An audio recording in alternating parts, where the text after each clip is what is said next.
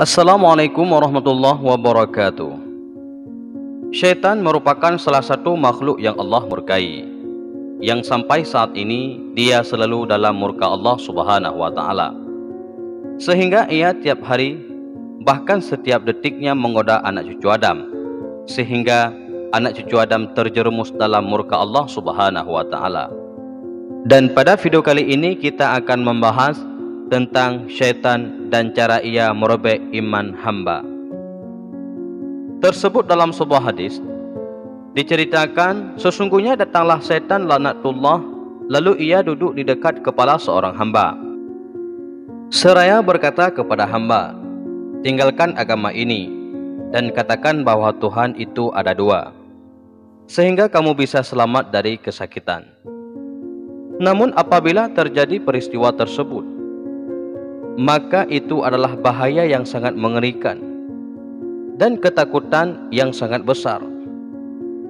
Maka oleh karena demikian, tetapkanlah dirimu agar selalu menangis dan merendahkan diri, serta menghidup waktu malam dengan memperbanyakkan rukuk dan sujud kepada Allah Subhanahu wa Ta'ala, sehingga kamu selamat dari siksaan Allah Subhanahu wa Ta'ala. Pada suatu hari, ada seseorang mendatangi Abu Hanifah. Kemudian ia bertanya, "Ya Syekh, dosa mana yang mengkhawatirkan bisa merobek iman?" Lalu Abu Hanifah menjawab, yaitu meninggalkan syukur atas iman dan meninggalkan rasa takut di akhir umurnya, serta menganiaya kepada beberapa hamba. Sesungguhnya bila seseorang terdapat tiga perkara tersebut, pada umumnya ia keluar dari dunia ini dalam keadaan kafir, kecuali orang-orang yang menemukan keberuntungan dari Allah Subhanahu wa Ta'ala. Dikatakan pula bahwa yang paling pedih keadaan mayit adalah dalam keadaan haus dan kebakaran hati.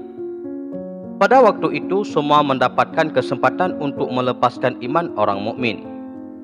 Karena merasa sangat kehausan di waktu itu, lalu datanglah setan di dekat kepalanya dengan membawa semangkok air yang kental.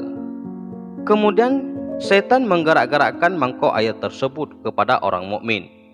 Lalu orang mukmin itu berkata, "Berilah aku air." Saat itu orang mukmin tidak mengetahui sesungguhnya yang membawa air itu adalah setan. Maka setan itu berkata kepada orang mukmin tersebut, "Katakanlah bahwa tidak ada yang menciptakan alam ini sehingga aku memberikan air ini kepadamu. Namun jika seseorang dalam keberuntungan, maka ia tidak akan mengatakan dan menjawabkan pertanyaan yang diajukan oleh iblis tersebut." Kemudian setan datang lagi ke arah kedua telapak kakinya dengan menggerak-gerakkan mangkok pada orang mukmin tersebut. Lalu orang mukmin itu berkata, "Berilah aku air." Maka setan berkata, "Katakanlah bahwa Rasul itu pembohong, sehingga aku memberikan air ini kepadamu. Dan barang siapa yang mendapatkan celaka, ia akan menjawab kepada perintah setan itu, karena sesungguhnya orang itu tidak sabar atas kehausan." Lalu keluarlah ia dari dunia dalam keadaan kafir. Na'udzubillah min zalik. Dalam sebuah riwayat, sesungguhnya Abu Zakaria adalah seorang yang zuhud. Tatkala ia mendekati ajalnya, datanglah teman-temannya pada waktu itu, sedangkan ia dalam keadaan sakratul maut.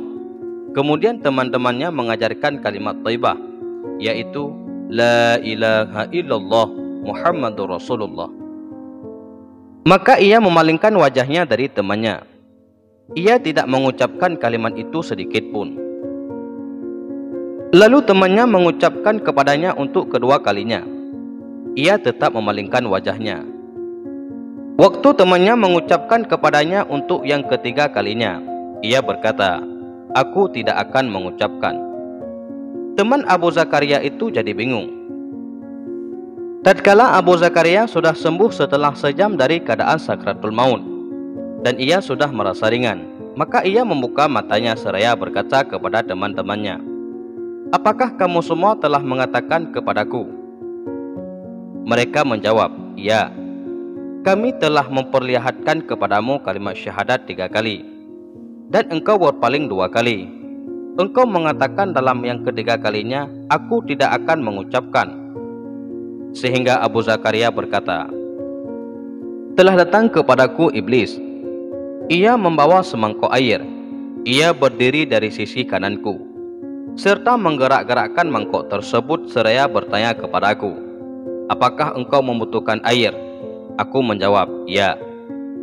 Maka iblis itu berkata, katakanlah bahwa Isa adalah anak Allah. Lalu aku berpaling dari arah kakiku. Ia berkata kepadaku sebagaimana perkataan tadi. Dan pada yang ketiga kalinya ia berkata, katakanlah tidak ada Tuhan. Maka aku menjawab, tidak, aku tidak akan mengucapkan. Selanjutnya iblis membanting mangkoknya di atas bumi dan mundur dengan berlari. Aku ini menolak pada iblis, tidak pada kamu semua. Aku bersaksi bahwa tiada Tuhan selain Allah, dan aku bersaksi bahwa Nabi Muhammad adalah hambanya dan Rasulnya Allah Subhanahu wa Ta'ala.